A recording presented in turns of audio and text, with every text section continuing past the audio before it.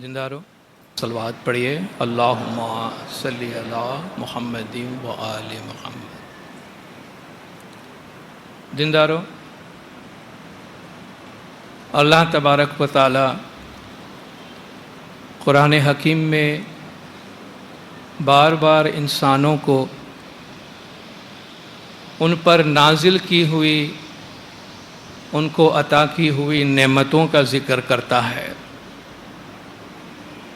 اور ان نعمتوں کے لیے اللہ کا شکر گزار رہنے کا بھی حکم دیتا ہے۔ اللہ تعالیٰ کا ارشاد ہے کہ وَآتَاكُم مِّن كُلِّ مَا سَأَلْتُمُوهُ، تم نے جو کچھ بھی مانگا وہ ہم نے تمہیں دیا ہے۔ وَإِن تَعُدُّوا نِعْمَةَ اللَّهِ لَا تُحْصُوهَا، اگر تم اللہ کی نعمتوں کو گننے جاؤ گے تو کبھی بھی اس کا شمار نہیں کر سکو گے۔ فَبِأَيِّ آلَاءِ رَبِّكُمَا تُكَذِّبَانِ، بار بار ریپیٹ کیا گیا کہ اللہ تعالیٰ کی کون کون سی نشانیوں کو اور کون کون سی نعمتوں کو تم جھٹلاؤ گے، اور ہر نعمت کے لیے شکر کا حکم دیا گیا ہے، مگر اللہ تعالیٰ قرآن حکیم میں یہ بھی بار بار فرماتا ہے کہ وَقَلِيلٌ مِّنْ عِبَادِيَ الشُّكُورُ، میرے بہت تھوڑے بندے ہیں جو واقعی شکر کرتے ہیں۔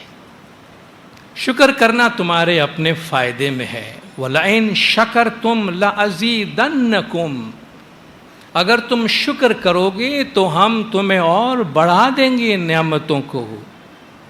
وَمَن يَشْكُرْ فَإِنَّمَا يَشْكُرُ لِنَفْسِهِ، جو شکر کرتا ہے وہ اپنی ہی ذات کے لیے، اپنے فائدے کے لیے شکر کرتا ہے، وہ اپنے ہی فائدے کے لیے، اپنے مفاد کے لیے اللہ کے آگے شکر گزاری کا اظہار کرتا ہے۔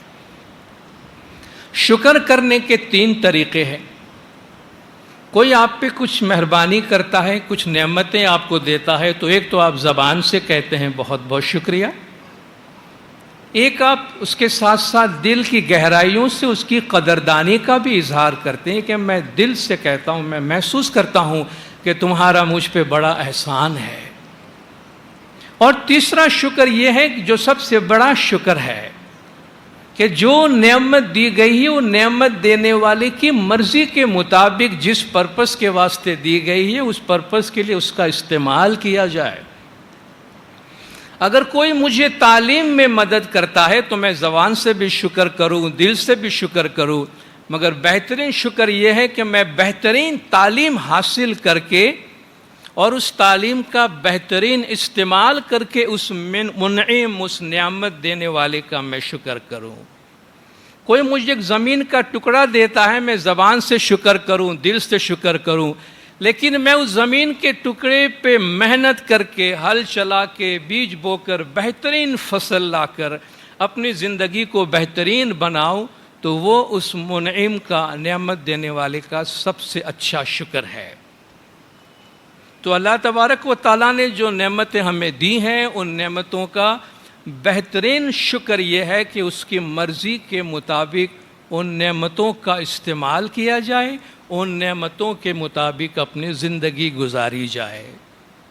اپنی ایک آیت، اپنا ایک معجزہ جو ہماری زندگی میں ہر روز جس کا ہم تجربہ کرتے ہیں، اللہ تبارک و تعالیٰ نے اس کو اپنا ایک معجزہ کہہ کر ہمیں یاد دہانی کروائے۔ وَمِنْ آیَاتِهِ أَنْ خَلَقَ لَكُم مِّنْ أَنفُسِكُمْ أَزْوَاجًا، اس کی آیات، اس کے معجزات میں سے یہ معجزہ ہے کہ اس نے تمہارے لیے، تمہارے نفس میں سے ازواجن، ایک جوڑا بنایا ہے، مرد کے لیے عورت، عورت کے لیے مرد، لِتَسْكُنُوا إِلَيْهَا، تاکہ تم اس میں سکون حاصل کرو، وَجَعَلَ بَيْنَكُمْ مَوَدَّةً وَرَحْمَةً، اور تم دونوں کے درمیان، مرد اور عورت کے درمیان ہم نے محبت پیدا کی ہے، ہم نے رحمت پیدا کی ہے۔ تو یہ جو انسانی جوڑے کا رشتہ اللہ نے سماج میں بنایا ہے، اللہ فرماتا ہے یہ محبت ہے اس کے اندر، اس میں رحمت ہے، اور اس میں ایک دوسرے کے لیے سکون ہے۔ اور اللہ تبارک و تعالیٰ نے اس رشتے کے ذریعے سے نسل انسانی کی بقا کو یقینی قرار دیا ہے کہ روئے زمین پر انسانی نسل کی بقا اس مرد اور عورت کے جو ازدواجی شادی بیاہ کا رشتہ ہے، اس رشتے کے ذریعے سے ممکن ہوتا ہے۔ نعمتوں کا استعمال کرنا انسان کے ہاتھ میں ہوتا ہے۔ انسان نعمت کا اچھا استعمال بھی کرے، نعمت کا برا استعمال بھی کرے۔ اللہ نے ہمیں عقل دی ہے۔ زمین کا ٹکڑا مجھے ملا ہے، میں اچھی فصل پیدا کروں یا زہریلے پودے اگاؤں، یہ میرے ہاتھ میں ہے۔ اللہ نے مجھے ایک گھرانہ دیا ہے، اس گھرانے کو میں جنت بنا کے رہوں یا اسی کو اپنے لیے میں مسائل کا منبع بنا ڈالوں، اسی کو میں زمین پہ جہنم بنا ڈالوں، یہ میرے ہاتھ میں ہے۔ تو اللہ تبارک و تعالیٰ نے ہمیں عقل دی ہے، اور اس عقل کا استعمال کرتے ہوئے اللہ تبارک و تعالیٰ کی جو نعمت ہمیں ملی ہے، اسے اللہ تبارک و تعالیٰ کی مرضی کے مطابق اور سب کے فلاح اور بہبود کے لیے استعمال کرنا چاہیے۔ شادی بیاہ کا جو رشتہ ہے وہ مولا نے بھی فرمایا ایک اہم سماجی ذمہ داری ہے۔ اس رشتے کے ساتھ بہت سارے کمٹمنٹ، بہت ساری ذمہ داریاں لگی ہوئی ہے، اس لیے جب بھی ہم اس رشتے میں جاتے ہیں تو اس میں بہت ہی سوچ سمجھ کر اور بہت ہی سنجیدگی کے ساتھ جانا چاہیے۔ سرکار مولانا حاضر امام شاہ کریم الحسینی صلوات اللہ علیہ نے مولا نے شادی بیاہ کے رشتے کے بارے میں کئی فرامین مبارک فرمائے ہیں، جس میں مولا نے فرمایا کہ ہم نہیں چاہتے کہ ہمارے روحانی بچے سوچے سمجھے بغیر ہلکے دل سے اور جلد بازی سے شادی کریں۔ شادی ایک بہت اہم ذمہ داری ہے، ایک ڈیسٹینی ہے۔ آپ اپنے سامنے اپنا ایک مقدر لیتے ہیں۔ مولا نے فرمایا اس کے ساتھ بہت ساری ذمہ داریاں وابستہ ہے۔ جب تک آپ ان جو ذمہ داریوں کو قبول کرنے کی پوزیشن میں نہیں ہے، تب تک مولا فرماتے ہیں آپ اس رشتے میں اپنے آپ کو نہ باندھیں۔ اور وہ ذمہ داری کیا ہے؟ مولا نے فرمایا ایک مضبوط، خوشحال اور متحدہ، مضبوط، اسٹرانگ، ہیپی اور یونائٹڈ فیملی بنائے رکھنے کے واسطے آپ اپنی پوری کوشش کریں گے۔ جب تک وہ آپ کی پلاننگ میں نہیں ہے، جب تک وہ آپ کی ذمہ داری میں نہیں ہے، تو مولا فرماتے ہیں آپ ہلکے دل سے شادی کے رشتے میں کہ جیسے بس چلو بھائی سب کرتے تو ہم بھی کر لیتے ہیں، کیا ہوتا ہے دیکھ لیتے، شادی کیا چیز ہے، یہ اس طریقے سے شادی نہیں کی جاتی۔ مولا نے فرمایا ہم یہ نہیں دیکھنا چاہتے کہ نوجوان لڑکے اور لڑکیاں شادی کریں، سال 2 سال کے بعد کہیں جی ہم سے ایک بڑی غلطی ہو گئی، ہم اس کو ختم کرنا چاہتے ہیں۔ ان میں جھگڑے ہونے شروع ہو جاتے ہیں، وہ ایک دوسرے سے الگ ہونا شروع ہو جاتے ہیں۔ مولا نے فرمایا ہم یہ نہیں دیکھنا چاہتے ہیں، اس لیے شادی کے رشتے میں، اس بندھن میں اپنے آپ کو باندھنے سے پہلے اچھی طریقے سے اپنی ذمہ داریوں کو جان لیں، سمجھ لیں، تھوڑا دیکھ لیجئے آگے کہ کیا ذمہ داریاں آنے والی ہیں، اور اس کے بعد آپ اس کے لیے فیصلہ کریں۔ یہ 2 زندگیوں کا ہی سوال نہیں ہے۔ ہمیں لگتا ہے کہ 2 آدمی کی شادی ہو رہی، مگر اس میں 2 زندگیاں نہیں، کئی خاندان اور کئی اور رشتے ہیں جو اس کے ساتھ افراد بندھے ہوتے ہیں، اور ایک گھر میں ڈسٹربنس کی وجہ سے کئی گھرانے اور کئی افراد ہیں جو پریشان ہوتے ہیں، دکھی ہوتے ہیں۔ اس لیے ماں باپ جب اپنی اولاد کی شادی کے بارے میں، بیٹے یا بیٹی کے بارے میں سوچے، نوجوان لڑکے یا لڑکیاں جب آپ اپنی شادی کے بارے میں سوچتے ہیں تو بہت غور و فکر اور ذمہ داری کے ساتھ کریں۔ پہلے اس بات کو یقینی بنائیں کہ بچے پختہ عمر کے ہیں، کچی عمر کے نہیں ہیں۔ پختہ عمر سے مراد ایک میچورٹی کے لیول پہ پہنچے ہیں، جہاں عقلی طور پر وہ اچھے برے کو اچھی طرح سمجھ سکتے ہیں، مالی طور پر اکنومیکلی مستحکم، اسٹیبل حالت میں ہیں، اپنے پیر پہ کھڑے ہیں، اپنی روزی کما رہے ہیں اور ان کی روزی کے جاری رہنے کی اچھی گارنٹی ہے۔ تو پختہ عمر ہو، ایک میچور اس کی عمر کا لیول ہو چکے. شادیاں جہاں جہاں ٹوٹی ہیں، بہت زیادہ ٹوٹی ہے، ان کے سروے کے مطابق ایک رپورٹ یہ بھی ہے کہ جو شادیاں بہت کم عمری میں ہوتی ہے یا پختہ عمر تک پہنچنے سے پہلے جو شادیاں کی گئی ہیں وہ زیادہ ٹوٹ جاتی ہے. وہ لڑکے لڑکیاں جو اپنی تعلیم مکمل کرتے ہیں، اچھی تعلیم حاصل کر کے روزی کمانے کے لیول پہ پہنچ جاتے ہیں، پختہ عمر میں پہنچتے ہیں، پھر شادی کرتے ہیں، تو ان کی شادی میں اسٹیبلٹی زیادہ ہوتی ہے، ان کی شادیاں دوسروں کے مقابلے میں کم ٹوٹتی ہے.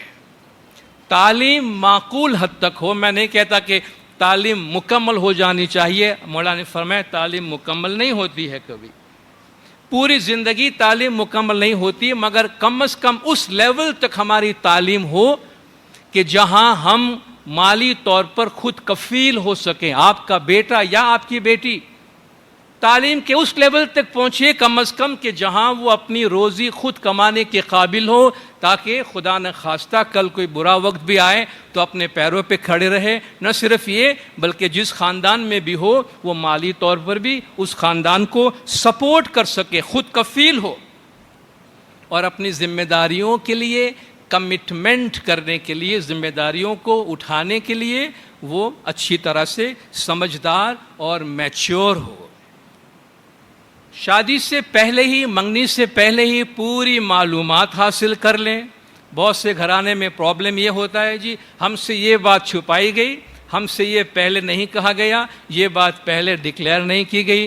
خدا کے لیے پہلے سے چاہے اتنی اچھی معلومات حاصل کر لیں، اور خدا کے لیے جسے ہم کہتے ہیں اخلاق کے معیار پہ رہیں. کوئی ایسی بات ہے جو شادی کے پہلے ہی بتا دینی چاہیے تو پلیز بتا دیجئے. کوئی ایسی بات اپنے بیٹے یا اپنی بیٹی کے بارے میں یا اپنے بارے میں چھپا کے نہ رکھیں کہ جو ایکسپلوسو ہو، کہ شادی کے بعد جس کا پتہ چلنے سے دھماکہ ہونے والا ہو. تو خدا کے لیے یہ ساری باتیں کھلی کتاب کے لیے پہلے ہی کر لیجئے. جو بھی ایگریمنٹ کرنا ہے وہ شادی سے پہلے کر لیجئے، ایک دوسرے کو اچھی طرح سمجھ لیجئے، اور جلد بازی سے کام نہ لیں، پوری معلومات حاصل کر لیں. والدین بچوں کی شادی کے لیے جلد باز نہ بنے. نہ صرف بچے جلد باز نہ بنے، بچے جلد باز بنتے ہیں تو ماں باپ ان کو سمجھانے کی کوشش کرے.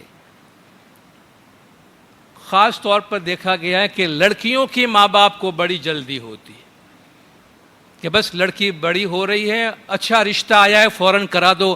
ان کو یہ ڈر ہے کہیں میری بیٹی کنواری نہ رہ جائے، بس جلدی جلدی ان کو، وہ سمجھتے ہیں بس بیٹی کو بیاہ دیا، بچے کو شادی کر دی تو بس ہماری ذمہ داری ختم ہو گئی. جیسے دنیا میں وہ صرف اسی کام کے واسطے آئے ہیں کہ بچوں کی جلدی شادیاں کرا کے فارغ ہو جائیں. شادی ہوئی کہ نہ ہوئی تو ان کو بھی دادا بننے، دادی بننے، نانا بننے، نانی بننے کا شوق ہو جاتا ہے. وہ اپنا شوق پورا کرنے کے واسطے بچوں کی زندگیوں کے ساتھ کھیل رہے تھے. بھئی میں دنیا سے جاؤں اس سے پہلے میں دادا بن جاؤں یا دادی بن جاؤں. آپ دادا بنے یا دادا دادی نہ بنے، پلیز بچوں کو ان کی زندگیاں جینے دیں. آپ ان کی زندگی کو دیکھیں، آپ اپنے آپ کو نہ دیکھیں. تو شادی کرنے کے معاملے میں جلد بازی نہ کرے. آپ کے بیٹے یا بیٹی کی شادی سے زیادہ اہم بات ان کی تعلیم ہے. بیٹی یا بیٹے کی شادی سے بہت زیادہ اہم بات تعلیم ہے. تعلیم ایک گارنٹی ہوتی ہے ان کے مستقبل کے واسطے. آج آپ جانتے ہیں کئی بچیوں کی شادیاں ادھوری تعلیم سے کرا دی جاتی ہے. آج یہ سامنے والوں نے کہا ہے پڑھائیں گے بھی اور نوکری بھی کرائیں گے. شادی کرنے کے بعد پتہ چلا نہ پڑھاتے ہیں نہ نوکری کراتے ہیں، بس بچے ہو گئے، بس وہ سنساری بن گئی. آدھی تعلیم جو کچھ تھی ختم ہو گئی، گھر میں مسائل پیدا ہونا شروع ہو گئے. تو پلیز اپنے بچوں کے ساتھ ایسا نہ کریں. بچوں کو پڑھنے دیجئے، معقول حد تک پڑھیں، اس کے بعد ایک سمجھداری کی عمر میں جا کر آپ یہ فیصلہ کریں. بچوں کی شادی سے بڑھ کر بھی دنیا میں بہت سے اہم کام ہیں جن کی طرف ہم توجہ دیں. ہر کام، جو بھی کام ہم چھوٹا بڑا کرتے ہیں اس میں ایک پلاننگ ہوتی ہے، ایک منصوبہ بندی ہوتی. آپ گھر میں ہر روز کا کھانا بھی بناتے ہیں نا، اس کھانے کے لیے بھی آپ تھوڑا سا منصوبہ بندی کرتے ہیں. آج یہ پکانا ہے تو اس میں آپ کو کیا انگریڈینٹس چاہیے، اس میں آپ کو آٹا چاہیے کہ چاول چاہیے کہ دال چاہیے کہ مسالہ چاہیے، پلاننگ کرتے ہیں نا. کچن میں جا کے کھڑے ہو گئے, جو ہاتھ میں ہے سب اٹھا کے ڈال دیا برتن میں, جو پکے گا دیکھا جائے گا کیا پکتا ہے. کھانا اس طرح نہیں پکاتے ہیں نا. درزی کے پاس بھی جاتے ہیں تو پورا اس کو سمجھاتے کہ مجھے کس طرح کا ڈریس چاہیے, کہاں کون سا کٹ چاہیے, کہاں کون سا کٹ نہیں چاہیے. پلاننگ, چھوٹی چھوٹی چیز کی پلاننگ ہوتی ہے. اتنی لمبی زندگی گزارنی ہے, اس کے لیے کوئی دور اندیشی نہیں, کوئی پلاننگ نہیں کہ کیا کرنا ہے آگے چل کر, کیسی ہماری زندگی بنے گی.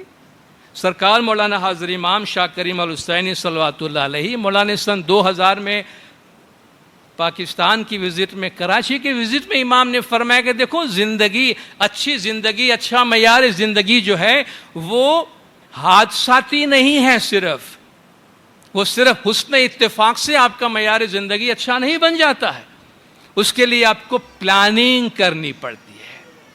مولا فرماتے ہیں ہمارے روحانی بچے یہ پوچھیں گے, سوچیں گے, حاضر امام جس طرح بول رہے ہیں کہ آپ اتنے لمبے عرصے کی پلاننگ کرے, ہمارے سمجھ میں نہیں آتا. مولا نے فرمایا دیکھو میں تمہارے ذہن میں صرف اتنی بات ڈالنا چاہتا ہوں. I want to leave in your minds the men in the جماعت and the women in the جماعت. جماعت کے مردوں کے ذہنوں میں اور جماعت کی عورتوں کے ذہنوں میں ہم صرف یہ ڈالنا چاہتے ہیں that life is not only fortuitous, کہ زندگی صرف حادثاتی نہیں ہے. It is not only accidental. زندگی حادثاتی نہیں ہے, زندگی صرف حسن اتفاق سے اچھی نہیں بن جاتی, but with careful intelligent thinking, احتیاط سے اور دانش مندی کی سوچ سے you can build better futures for yourselves, and I would like you to keep this in mind today. اپنا اچھا مستقبل بنانے کے واسطے مولا نے فرمایا بہت ہی احتیاط سے اور بہت ہی دانش مندی سے آپ کو سوچنے کی ضرورت ہے. تو جب آپ شادی کے بندھن میں اپنے آپ کو باندھتے ہیں, منگنی کے بھی پروسیس میں ہوتے ہیں, تو ایک کہتے ہیں اپنے لائف کا ایک فلائٹ پلان ہوتا ہے. ایک فلائٹ پلان کم سے کم تھوڑا خاکہ ہوتا ہے. ایک پائلٹ جب ہوائی جہاز اڑاتا ہے, ایک ڈیسٹینیشن سے دوسرے ڈیسٹینیشن پہ جاتا ہے, اس کے سامنے ایک فلائٹ پاتھ ہوتا ہے.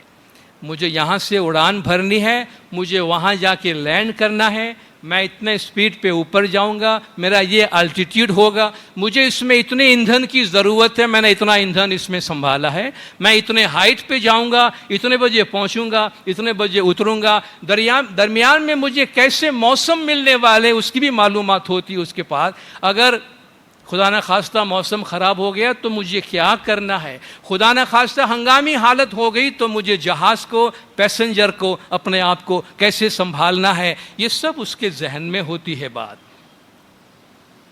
تو ہم اپنی زندگی کا جب اڑان بھرتے ہیں, تھوڑا بہت ایک فلائٹ پلان تو ہمارے پاس, وہ کیسے ماں باپ بنیں گے, کیسے شوہر, کیسے بیوی بنیں گے, بچوں کا کیا ہوگا, کتنے بچے ہوں گے, ان کی تعلیم کا کیا ہوگا, ان کی پرورش کا کیا ہوگا, ان کو کس راستے پہ ہم ڈالنا چاہیں گے. تھوڑا بہت, اور خدا نہ خواستہ ہمارے آپس میں نا اتفاقیاں ہوئی, غلط فہمیاں ہوئی, تو کس طرح اس ایمرجنسی میں اپنے آپ سے ہم ان کو نپٹائیں گے, یہ سب ہماری نظروں کے سامنے ہونا چاہیے. مولا فرماتے ہیں انٹیلیجنٹ تھنکنگ. ارے بھائی کر لو نا شادی, دیکھا جائے گا, بعد میں دیکھا جائے گا. اس کے بعد جو بعد میں دیکھتے ہیں وہ پتہ چلتا ہے کہ بعد میں کیا ہوتا ہے. لک بیفور یو لیپ. بھائی چھلانگ تو لگاؤ, دیکھ تو کہاں گرتے ہو تم. تمہیں کیا پتا کہاں گرنے والے ہو, سریا پہ جا کے گرو گے یا دریا میں گرو گے, پہاڑ پہ گرو گے, جھاڑی پہ گرو گے, کشن پہ گرو گے, درخت پہ گرو گے, تمہیں نہیں معلوم. دیکھو تو صحیح گہرائی کتنی ہے, اور گرنے کے بعد چوٹ آنے والی ہے, تمہیں کوئی پکڑنے والا بھی ہے. بھائی چھلانگ تو لگاؤ, دیکھا جائے گا. عام طور پہ شادی ہے, بھائی شادی کرا دو, سب ٹھیک ہو جائے گا. وہ تو ایک نئی زندگی, نئی دنیا, نئی کہانی کا آغاز ہوتا ہے. تو بہت سوچ سمجھ کے, آنکھیں بند کر کے چھلانگ لگانے کی چیز نہیں ہے. اچھی طریقے سے دیکھ لیجئے کیا ذمہ داریاں ہم اٹھا رہے ہیں. اگر وہ ذمہ داریاں اٹھانے کو تیار نہیں ہے تو شادی کے لیے نہ بولنے میں کوئی حرج نہیں ہے, کوئی عیب نہیں ہے, کوئی برائی نہیں ہے. یہ ذمہ داری اٹھانا ہے، اپنے اندر اتنا کانفیڈنس پیدا کرے کہ نہیں میں ابھی تیار نہیں ہوں، جب تیار ہوں گا. یہ بات بیٹے کے لیے بھی، بیٹی کے لیے بھی، اور لڑکیاں عورتیں بھی، معاشرہ خواہ کچھ بھی کہیں، اب take charge of your life. اپنی زندگی کا کمانڈ اپنے ہاتھ میں ہو کہ زندگی آپ کو جینے ہے آگے چل کر. دوسروں کو خوش کرنے کے واسطے اپنی زندگی ہم داؤ پہ نہیں لگا سکتے ہیں. تو ہم خود اپنی زندگی کے بارے میں فیصلہ کرتے ہیں کہ ہمیں کب یہ ذمہ داری کو اٹھانی ہے، اور یہ ذمہ داری اٹھانی بھی ہے یا نہیں اٹھانی. مولانا نے بھی فرمایا کہ آپ اس وقت تک وہ ذمہ داری نہ لیں جب تک کہ آپ کو یقین نہ ہو کہ آپ اس ذمہ داری کو پوری کرنے کے قابل ہیں اور آپ اس کو اٹھا سکتے ہیں. شادی کے وقت نکاح فارم کو اچھی طرح پڑھ لیجئے. اس میں جتنے بھی شرائط ہیں، کن چیز پہ آپ دستخط کر رہے ہیں، ان کو اچھی طرح پڑھ لیجئے تاکہ آپ کو پتہ چلے کہ کون سے ایسے اس میں کلوزز ہے کہ جن سے آپ ایگری کر رہے ہیں اور جن پہ آپ دستخط کر رہے ہیں. شادی کے دوران جب آپ شادی کرتے ہیں، شادی کے جشن مناتے ہیں، یہ خوشی کا موقع ہوتا ہے، اور آپ ایک اچھے گھرانے کی شروعات کرتے ہیں.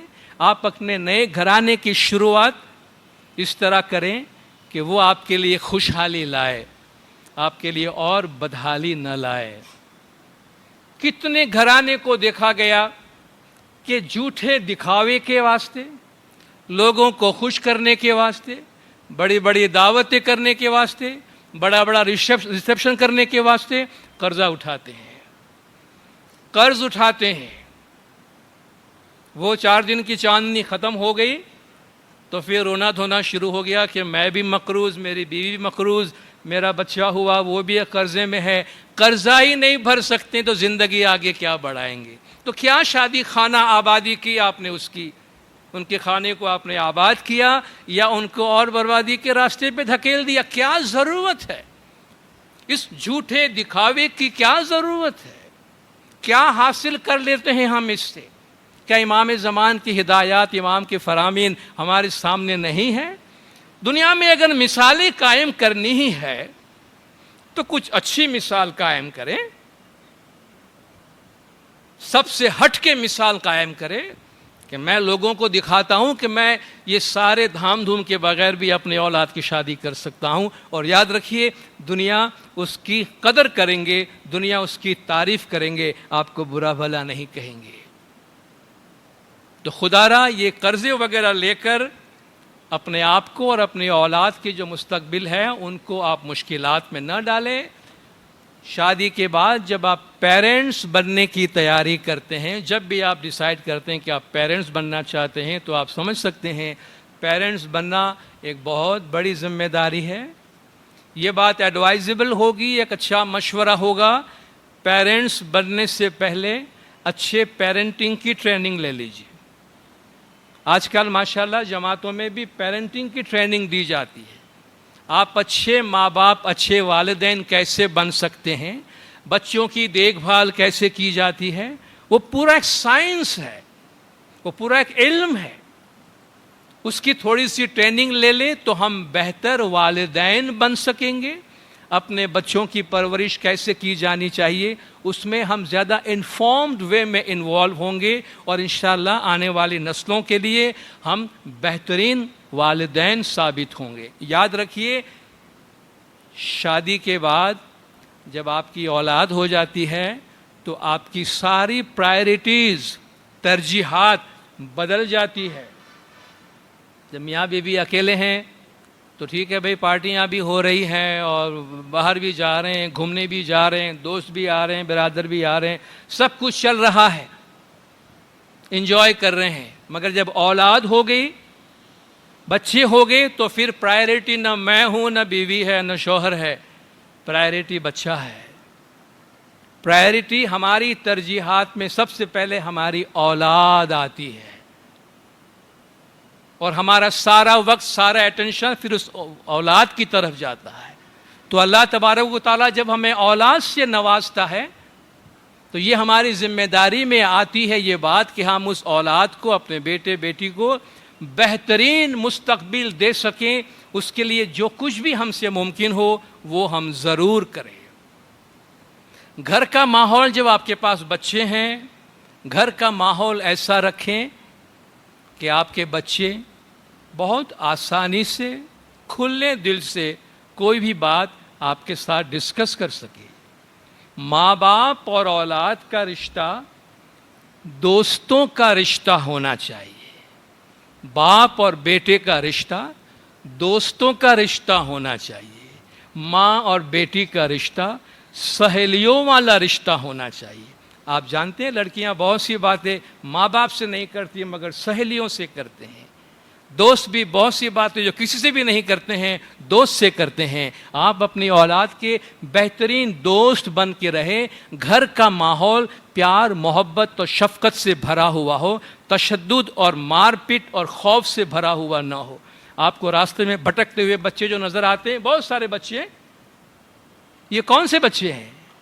ان میں بہت سے بچے وہ ہیں جو گھر کے ماحول سے بھاگے ہوئے ہیں، باپ کے ڈر سے، باپ کے مار سے بھاگے ہوئے ہیں۔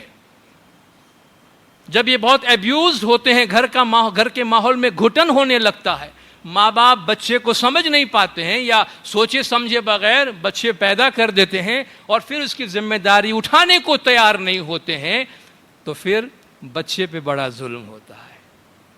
اس معصوم بچے پہ بڑا ظلم ہوتا ہے جو دنیا میں آیا ہے۔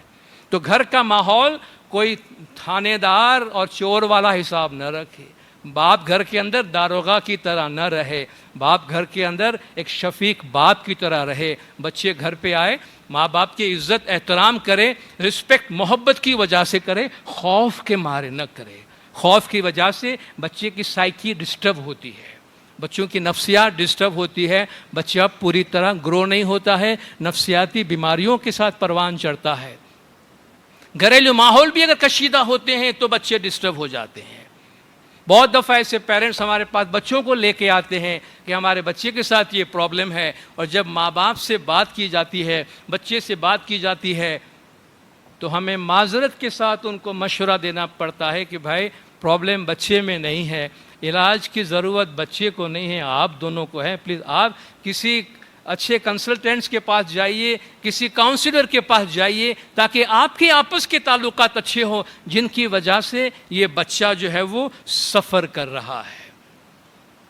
تو گھر کا ماحول پیار محبت اور شفقت سے بھرا ہوا ہو، فرسٹریشن کا ماحول، شکست خوردگی جسے آپ کہتے ہیں، بچے گھر میں فرسٹریٹڈ محسوس نہ ہو، ڈیڈی سے کوئی بات نہیں کر سکتا، امی سے کچھ بول نہیں سکتا، کسی کے پاس ٹائم نہیں ہے میرے لیے۔ کتنی دفعہ بچے کہتے ہیں مما ڈیڈی کو میرے لیے کہاں پہ ٹائم ہے، وہ اپنے آپ میں پڑے ہوئے ہیں۔ اگر یہ حال گھر کا ہوتا ہے تو پھر اچھا رشتہ اور اچھی فیملی پروان نہیں چڑھتی ہے۔ اس لیے میں عرض کرتا ہوں ہماری پرائرٹی شادی کے بعد اولاد کی طرف جاتی ہے، اور ماں باپ اولاد کو کوالٹی ٹائم دیں۔